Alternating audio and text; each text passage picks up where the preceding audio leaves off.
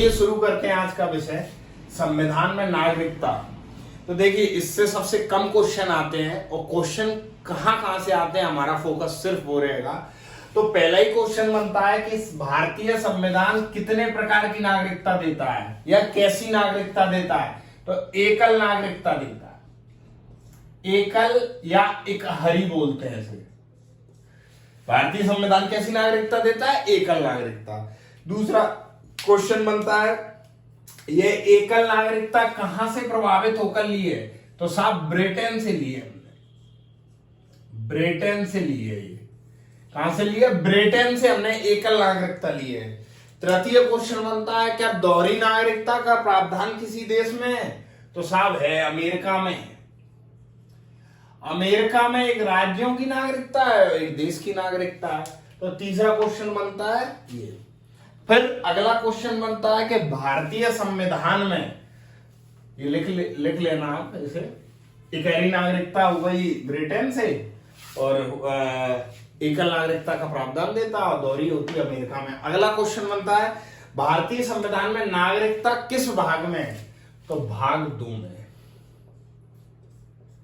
और कितने से कितने अनुच्छेद में है? तो अनुच्छेद 5 से 11 तक में आर्टिकल।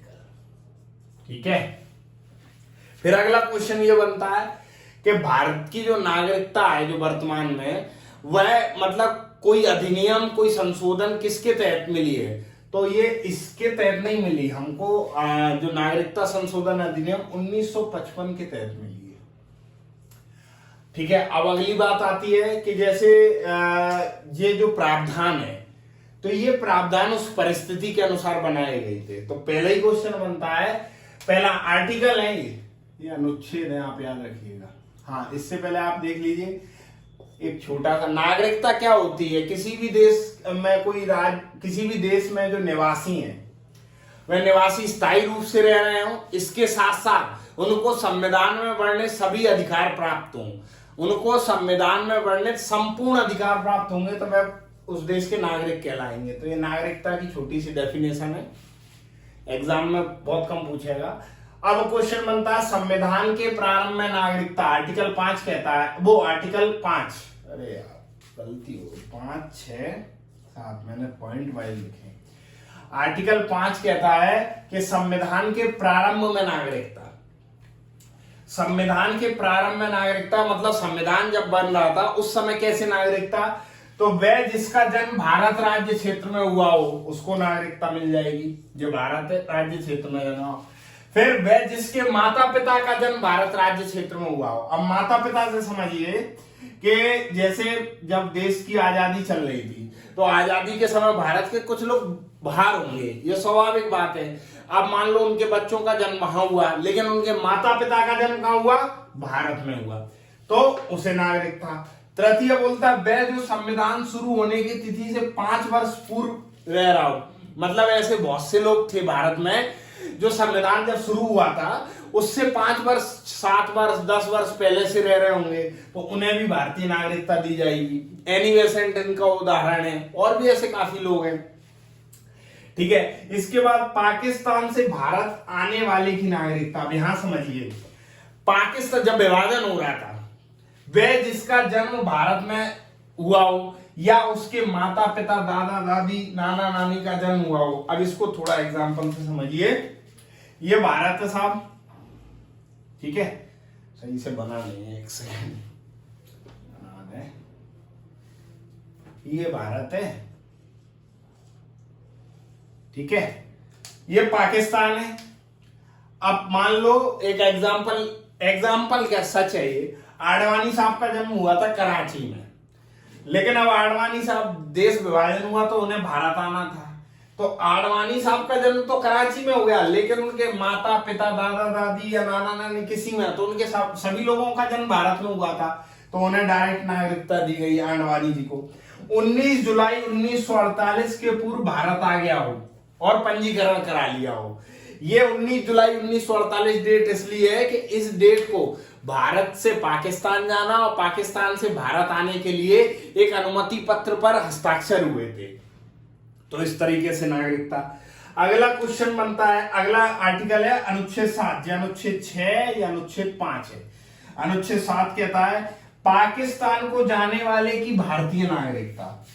1 मार्च 1947 को पाकिस्तान चला गया हो, मतलब कि जब लग रहा था कि विभाजन होने वाला है, उससे पूर्व क्या हो गया, ये पाकिस्तान चले गए। इनको लग रहा था कि भैया पाकिस्तान का विभाजन, वो भारत का विभाजन हो रहा है, अब नया देश बनेगा तो बढ़िया सुविधाएं होंगी, सब चीजें होंगी, तो ये चले गए कहां, पाकिस्तान। अब पाकिस्तान कोई देश थोड़ा है, मूर्खों का देश है, उनपे ना उड़ने को था ना बिछाने को था, उनकी खुद की रोटी दाल की व्यवस्था नहीं थी। तो साहब ये लोग गए पाकिस्तान, इन्होंने देखा कि यहाँ तो नंगे भूखों का देश है, ये तो भारत के टुकड़ों पर पल रहा है, भारत ने पैसा दिया, इससे इनकी थोड़ी बहुत अर्थव्यवस्था चल रही है। तो पाकिस्तान जब ये चले गए तब इनकी नागरिकता हो गई खत्म। लेकिन फिर जब पाकिस्तान से वे स्थायी रूप से भारत लौटने के लिए, नहीं भैया अपना तो भारत ही सही है। भाई जो लोग पाकिस्तान गए थे, भारतीय मुसलमान भी जो पाकिस्तान गए थे, मूर्ख मुसलमान गए थे, जो होशियार मुसलमान थे, पढ़े लिखे मुसलमान थे, वो भारत ही रहे, उन्हें पता था कि भारत से अच्छा कोई देश ही नहीं होगा। ठीक है, वह स्थायी रूप से भारत में लौटने के लिए अनुमति लेकर वापस आ गया हो। कब तक, 19 जुलाई 1948 के बाद। तो भी वह भारत का नागरिक पुनः बन सकता है। मतलब पाकिस्तान गया और पाकिस्तान से लौट आया, उसको लगा पाकिस्तान जब गया तो नागरिकता खत्म, और लौट आया तो क्या बोलते हैं, उसने 19 जुलाई 1948 तक पंजीकरण वगैरह करवा लिया तो उसे नागरिकता मिल गई। अब बात करते हैं हम, चलिए शुरू करते हैं। तो अब अनुच्छेद 8 की। अनुच्छेद 8 क्या कहता है, भारत के बाहर जन्मा व्यक्ति। अब सुनिए, जैसे भारत के बाहर कोई व्यक्ति जन्मा तो उसे नागरिकता मिलेगी या नहीं, कब मिलेगी, मिलेगी, आंसर है मिलेगी। लेकिन कब मिलेगी, उसके माता पिता में से कोई भारत का नागरिक हो, उसके माता पिता में से कोई भारत का नागरिक हो। जैसे कि एक दंपत्ति घूमने गए ब्रिटेन, अब साहब ब्रिटेन में गए और वहां व्यक्ति जन्मा, मतलब वो प्रेग्नेंट थी और एक बच्चा हो गया उन्हें, तो अब वो वहां का नागरिक होगा कि भारत का होगा। तो अगर उनके माता पिता में से कोई व्यक्ति भारत में मतलब भारत का नागरिक है तो फिर उसे भारत की नागरिकता मिलेगी। फिर आता है अनुच्छेद 9, अगर विदेशी राज्य की नागरिकता ग्रहण करने पर भारत की नागरिकता खत्म। अगर आपने विदेशी राज्य की नागरिकता ग्रहण कर ली तो भारत की नागरिकता खत्म। इसका एग्जाम्पल अक्षय कुमार। अक्षय कुमार भाई अपने स्ट्रगल के या मुसीबत के दिन में कनाडा गए और कनाडा में उन्होंने कनाडा की नागरिकता ले ली। तो जैसे ही उन्होंने कनाडा की नागरिकता ली वैसे ही भारत की नागरिकता समाप्त हो गई, तो तब से वे कनाडा की नागरिक हैं। अब आता है अनुच्छेद 10, नागरिक अधिकारों का बना रहना। देखिए नागरिक अधिकार यानी नागरिकता आपकी कब तक बनी रहेगी, अगर आप ये गलतियां ना करें तभी बनी रहेगी। क्या, नागरिक खुद त्याग ना दें, मतलब अगर खुद आपने वयस्क नागरिक ने खुद त्याग दे दिया तो उसकी नागरिकता खत्म। स्वेच्छा से दूसरे देश की अगर आपने नागरिकता ग्रहण कर ली तो आपके नागरिकता के अधिकार नहीं बने रहेंगे। फिर संविधान के प्रति अनिष्ठा ना हो, अगर संविधान के प्रति अनिष्ठा है तो मतलब आप संविधान का आदर नहीं कर रहे तो नागरिकता देने का कोई मतलब ही नहीं है, खत्म हो जाएगी। अगर आपने धोखे से नागरिकता ग्रहण करी हो, धोखे से नागरिकता ली हो तो आप की नागरिकता खत्म हो जाएगी। जैसे बंगाल में बांग्लादेश के कुछ लोग घुस के और फर्जी तरीके से नागरिकता ले ली। ठीक है, लगातार 7 वर्ष तक देश से बाहर हो, मतलब अगर आप 7 वर्ष तक देश से बाहर हुए तो समझा जाएगा कि आपको इस देश से और यहाँ की नागरिकता से कोई लगाव नहीं है। अनुच्छेद 11 कहता है नागरिकता के संबंध में जितने भी विधि यानी कानून बनाने का अधिकार किसके पास है, संसद पर है। क्वेश्चन यहां से आ सकता है कि नागरिकता के संबंध में कानून कौन बनाता, राष्ट्रपति, संसद, न्यायालय या नन ऑफ दीज। तो भैया संसद बनाती है। अब संसद ने कौन कौन से कानून बनाए वो और देखते हैं। तो जहां हम बात कर रहे थे अनुच्छेद 11 की, जिसमें बताया गया था कि नागरिकता से संबंधित जितने भी कानून या विधि बनाने का जो अधिकार है वो संसद को होगा। तो संसद ने क्या क्या संशोधन या क्या क्या विधि बनाई। तो भारत की जो नागरिकता है वो भाग 2 से प्राप्त नहीं है, वो नागरिकता संशोधन अधिनियम 1955 से प्राप्त है। डायरेक्ट क्वेश्चन ऐसे आता है 1955 से प्राप्त है। तो 1955 में प्रावधान दिए गए थे 5। कौन कौन से? कि जन्म से नागरिकता, वंश से नागरिकता, पंजीकरण से नागरिकता, देशीकरण से और अर्जित भूमि से। ये पांचों में से क्वेश्चन आ सकता है। ठीक है, तो अब सबसे पहला क्वेश्चन बनता है कि जन्म से, तो भारत में जन्मा कोई भी व्यक्ति भारत का नागरिक होगा। तो साहब भारत में कोई भी जन्म ले ले वो भारत का नागरिक होगा। अब नागरिक तो होगा, मान लो विदेश से घूमने लोग आए, यहाँ उनका बच्चा हो गया तो वो भारत का नागरिक होगा। तो ऐसे तो काम चलेगा नहीं, ऐसे तो अभी हम 125 करोड़ हैं, फिर शायद 250 करोड़ हो जाएंगे, कोई भी आएगा वो नागरिक होगा। तो ये इसमें क्या किया गया? संशोधन किया गया। तो संशोधन करा 1986 में कि माता पिता में से कोई एक भारत का नागरिक हो, भारत का नागरिक हो, माता पिता में से कोई एक भारत का नागरिक हो। अब माता पिता में से कोई एक भी भारत का नागरिक हो जाएगा। मान लो बांग्लादेश से कोई व्यक्ति आया और भारत में किसी से शादी कर लिया और बच्चे पैदा किया और आतंकवादी गतिविधियों में अपना योगदान दे रहा है, तो नहीं साहब फिर पर संशोधन करना है। तो अब संशोधन किया 2003 में, और क्या कहा कि अगर कोई व्यक्ति माता पिता में से कोई भी, वो माता पिता दोनों में से कोई भी एक अगर अवैध प्रवासी हुआ तो नागरिकता नहीं मिलेगी। मतलब अवैध प्रवासी नहीं होना चाहिए, कहने का मतलब दोनों लोग भारत के ही होने चाहिए, तब नागरिकता जन्म से मिलेगी। अब दूसरा आता है वंश के आधार पर। तो वंश के आधार पर कैसे? जैसे हम सब लोगों को मिली हमारे वंशों के आधार पर। तो शुरुआत में क्या था कि पिता अगर भारतीय हो तो मतलब नागरिक को नागरिकता मिल सकती है वंश के आधार पर। लेकिन 1992 में क्या कहा गया कि भैया माता को क्यों नहीं जोड़ रहे हो? तो माता और पिता अगर किसी बच्चे का जन्म देश से बाहर हुआ है, एग्जाम्पल से समझिए, मान ले किसी बच्चे का जन्म यूरोप में हुआ, लेकिन उसके पहले तो पिता थे, अब पिता और माता दोनों में से अगर कोई भी भारत का नागरिक है तो उसे भारत की नागरिकता मिल सकती है या मिलेगी। अब रहती है पंजीकरण से। तो भारतीय मूल के विदेशी नागरिक जिनको नागरिकता, जो भारत के, जिनका जन्म भारत में हुआ था पर वो विदेश में रहने लगे, उनको भारतीय नागरिकता मिल सकती है। राष्ट्रमंडल के देशों के जो सदस्य हैं उन देशों के नागरिकों को नागरिकता मिल सकती है। किससे? रजिस्ट्रेशन से, पंजीकरण से। 7 वर्ष तक लगातार जो निवास कर रहा हो। इसमें याद रखिए अक्षय कुमार को नागरिकता इसीलिए नहीं मिल रही क्योंकि वो 7 साल तक डायरेक्ट रह ही नहीं पा रहे हैं इस देश में। फिर भारतीय पुरुष से अगर कोई महिला, विदेशी महिला शादी कर ले, भारतीय पुरुष से विदेशी महिला शादी कर ले तो नागरिकता मिल जाएगी। तो पंजीकरण से नागरिकता। अब देशीकरण, देखिए यहां पर 7 वर्ष याद रखिए, इससे पहले ये 5 वर्ष था और उससे पहले 6 महीने ही था, लेकिन लेटेस्ट 7 वर्ष अगर कोई लगातार निवास करेगा तो नागरिकता मिलेगी। देशीकरण, देशी 10, ऐसे ट्रिक से याद रखिए, कम से कम 10 साल भारत में रहे, पूर्ण तरीके से देशी हो जाए, भारत का नागरिक हो जाए। ठीक है। फिर दूसरा 22 भाषाओं में से एक भाषा आनी चाहिए।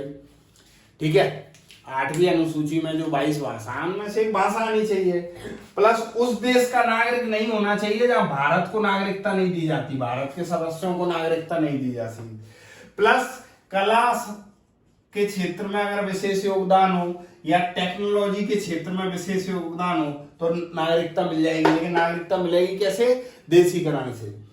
ठीक है, जैसे अभी तारिक फतेह पाकिस्तान के हैं तो वे भी नागरिकता के चक्कर में है, तो वे इन शर्तों को पूरा नहीं कर पा रहे हैं तो उन्हें नागरिकता नहीं मिल पा रही है। वहीं एक और सिंगर है अदनान स्वामी, जो कि शायद अब दिल्ली में रहते हैं, उनकी एकेडमी है, उन्होंने ये शर्तों को पूरा किया और उन्हें नागरिकता मिल गई। फिर 5वां अर्जित भूमि। मान लीजिए कोई देश है जैसे बांग्लादेश है या नेपाल है या भूटान है, आपके साथ सम्मिलित होना चाहता है कि भैया हमें अपने देश में सम्मिलित कर लो, हमारे देश में तो अराजकता है। तो उसमें जैसे ही वो शामिल होंगे, बांग्लादेश जैसे ही भारत में शामिल हो जाएगा ये पूरा, तो ये पूरे को भारत की नागरिकता मिलेगी। अब ऐसा हुआ कब? तो ऐसा साहब सिक्किम एक देश था, तो जैसे ही सिक्किम को भारत में शामिल किया गया तैसे ही भारत की नागरिकता मिल गई। तो एक क्वेश्चन ऐसे भी बनता है कि नागरिकता संशोधन अधिनियम सबसे पहले 1955 में हुआ जिसके आधार पर नागरिकता मिली। तो अब इन पांचों, अब ये जो अनुच्छेद है उनको एक बार हम देख लेते हैं।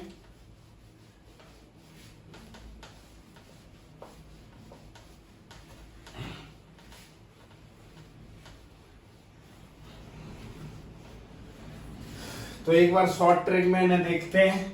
अनुच्छेद 5 कहता है, आर्टिकल 5 क्या कहता है? संविधान के प्रारंभ से नागरिकता, संविधान के प्रारंभ से नागरिकता। फिर आर्टिकल 6 कहता है, आर्टिकल 6 कहता है पाकिस्तान से भारत आने वालों की नागरिकता, भारत आए जो लोग, आडवाणी जी हुए वालों की। फिर आर्टिकल 7 कहता है पाकिस्तान गए और फिर भारत आए, पाकिस्तान गए लेकिन फिर भारत आए, पहले पाकिस्तान चले गए फिर भारत आ गए, आर्टिकल 7। ठीक है। आर्टिकल 8 कहता है विदेश में कोई बच्चा जन्मा उसके लिए नागरिकता, विदेश में कोई बच्चा जन्मा उसके लिए नागरिकता। आर्टिकल 9 कहता है किसी मतलब अन्य देश की नागरिकता स्वीकार कर ली तो नागरिकता खत्म हो गई, अन्य देश की नागरिकता अगर स्वीकार कर ली तो नागरिकता खत्म हो गई। फिर आर्टिकल 10 कहता है नागरिकता कब कब तक बनी रहेगी, कैसे कैसे बनी रहेगी।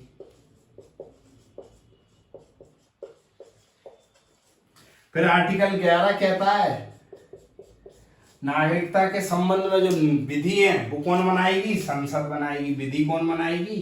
संसद। क्या क्या कब कब विधि बनाई? तो 1955 में बनाई, 1986 में बनाई, 1993 में, 1992 में बनाई, 2003 में बनाई, 2005 में बनाई, 2015 में बनाई और 2019 में तो एनआरसी आ ही रहा है।